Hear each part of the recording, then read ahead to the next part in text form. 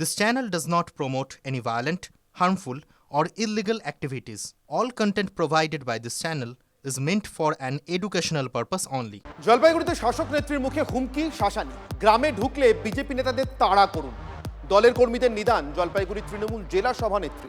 আর এর মধ্যেই বাঁকুড়ায় বিজেপি নেতাকে পুড়িয়ে মারার চেষ্টার অভিযোগ। জলপাইগুড়ি অনুপ্রেরণায় বাঁকুড়ার অন্য বিজেপি নেতাদের যদি ঘোরাঘুরি করতে দেখেন, একদম দায়িত্ব নিয়ে বলছেন তাড়া করুন, এরা আপনার অধিকারকে খর্ব করতে আসছে। ভোট আসতে এখনো বাকি, তার আগে নেতা নেত্রীদের মুখে হুমকির ফুলঝুরি। এবার জলপাইগুড়িতে তৃণমূল নেত্রীর মুখে বিজেপি কর্মীদের শাসানি। জলপাইগুড়ি তৃণমূল জেলা সভাপতি মহুয়া গোপ জনসভার মঞ্চ থেকে বলছেন, বিজেপি নেতাদের দেখলে তারা করুন। বিজেপির জবাব, বিনাশকালে বিপরীত বুদ্ধি। মানুষের যখন সবকিছু হারিয়ে যাওয়ার সময় চলে আসে তখন মানুষ ভুলভাল বকতে থাকে। এক্ষেত্রে তারই সমস্যা হচ্ছে। পরে অবশ্য জলপাইগুড়ির তৃণমূল নেত্রী সাফাই দেওয়ার চেষ্টা করেছেন মানুষের দোহাই পেরে। তৃণমূল কংগ্রেস নয়, এখন সাধারণ মানুষই বিজেপি নেতাদের তাড়া করবে। জলপাইগুড়ির তৃণমূল নেত্রীর বিজেপি নেতাদের তাড়া করার নিদান মন দিয়ে শুনেছে বাঁকুড়ার রোন্দা। অভিযোগ, আরো কয়েক কাঠি এগিয়ে বিজেপি নেতাকে বাড়িতে পুড়িয়ে মারার চেষ্টা করেছে তৃণমূল। আজকা এসে শিকল দিয়ে বেগুন দিয়ে আগুন ধরে দিয়ে চলে গেল।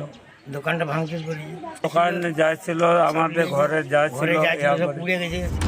নাকাইজুড়ির নন্দনপুরে বিজেপি সোশ্যাল মিডিয়া সেলের নেতা তাপস বারিকের অভিযোগ, তার বাড়িতে ও দোকানে হামলা চালায় তৃণমূলের দুষ্কৃতীরা।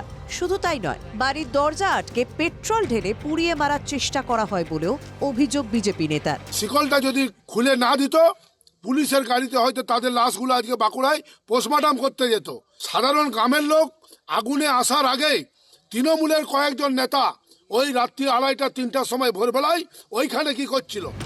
স্থানীয়দের তৎপরতায় প্রাণে বাঁচেন বিজেপি নেতার গোটা পরিবার। তৃণমূল যোগের দাবি উড়িয়ে বিজেপির কন্দুরকে নিশানা শাসক দলের। বিজেপির একটা স্বভাবে দাঁড়িয়ে গেছে কিছু ঘটনা ঘটলে তৃণমূলকে দোষারোপ করা।